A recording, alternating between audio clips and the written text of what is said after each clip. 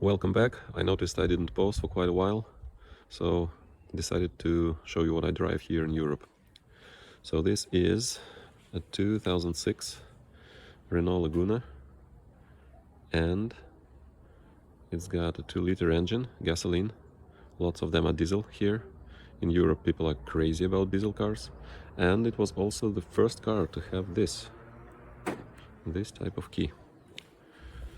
So it's like the future is here.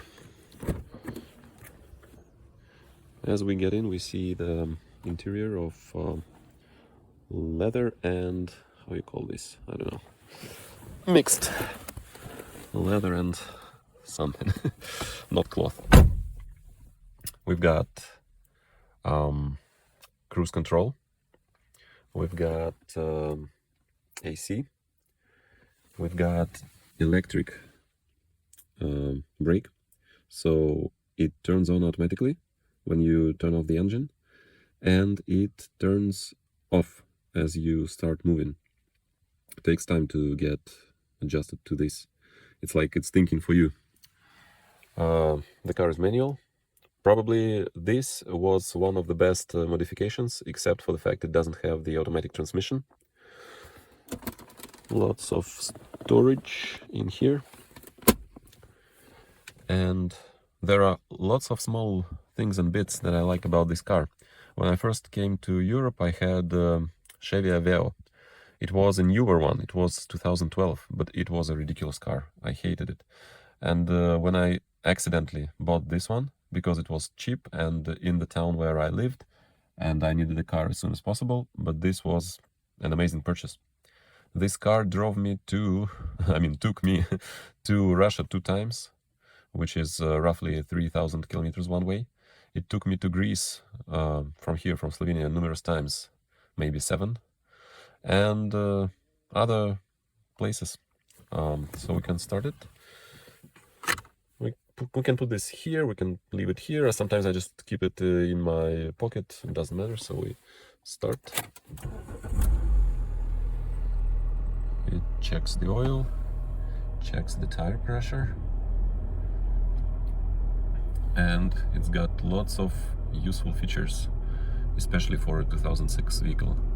So right now the cruise control is on. Let's see what else it can do.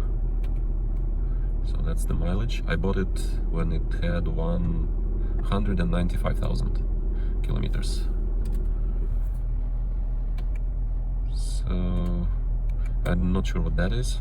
I think it calculates the amount of liters of gasoline used since the computer was last reset. It's got the average consumption. Here it should show the current consumption, but it doesn't do that. We are standing. It tells me it has 141 kilometers with this amount of gas, but it's not gonna be the case. It will be something smaller, maybe 120. Depends on how hard I accelerate. Something else here, and I'm not sure what that is. Average speed, and the amount of kilometers left until the next oil change. And that is the most ridiculous part, because it tells that oil should be changed once in every 30,000 kilometers, which is ridiculous. Should be 10. So I normally don't pay attention to that. And we are back to where we started. So I'm gonna turn the engine off for now, since I'm not going anywhere. And I'm gonna show you more of this car. So it's got power windows everywhere, except for on mine, not all of them work. It's got this useful feature, see? No, you won't see, but it should. The car is old, sometimes it's got glitches. So when you are going through very heavy traffic, like in Greece, I used to do that so that I don't leave my mirrors behind, or when you are parked and you want to avoid problems, and then they are back. So one of a few cars that have this on driver's side. I cannot say it's got a ton of legroom for rear passengers. For a car of this type. I cannot tell exactly, is it D class or is it I don't know, C.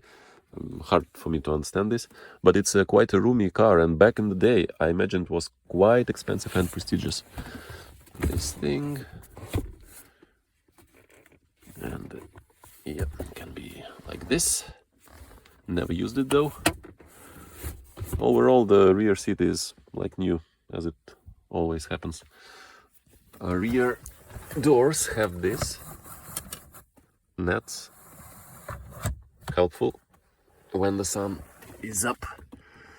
In summertime when it's hot, the same thing here at the rear window. Recently I had a problem, actually not recently, last summer, when the cloth was falling from the ceiling. Ideally it should be re-glued, but I just put this. Temporary measure. Who knows how long it's gonna be like that, maybe forever. What else? What else? Maybe I'll show you the engine compartment. Here's this thing, the hood latch. Small pockets on the doors, very convenient.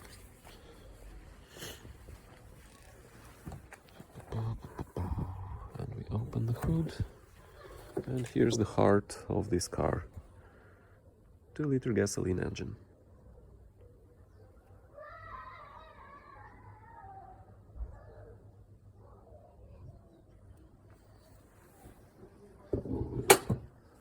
Overall, I'm satisfied with this car. I was even thinking of taking it to Canada with me, just because despite its age, it's got zero rust whatsoever, no rust at all. And it's quite roomy. Like, I'll show you here, lots of room. And if you fold down the rear seats, it increases even more. Here we got whatever is needed, especially in the long trip. Everything is clean. It's been one family vehicle. So the uncle once owned, then his nephew, then somebody else. So it's been always in one family before I got it. Maybe that's the reason why it's in such a good shape. So yeah, I was thinking about taking it to Canada with me, just because in Ontario, where I used to live, it's hard to find a car that is without rust. And this one is reliable. It proved to be reliable. It took me so many places. And pretty much it has whatever I'm looking for in a car. It's not tiresome to drive it somewhere far. Like in Aveo, it was terrible. But this car is really good. It's wide, it's comfortable, the suspension is nice. I imagine if the engine was overhauled, it would have been a lot better, because I think that it should accelerate faster. For a 2-liter 130 horsepower engine, it's doing okay, but it should be faster, I'm assuming. Other than that, I don't know, maybe just fixing the little things here and there, like some of the windows don't work, the power windows, and yeah, so small things like that, and it will be an amazing vehicle again. Got lots of life left in it, so we'll see how it goes, and that's all for today.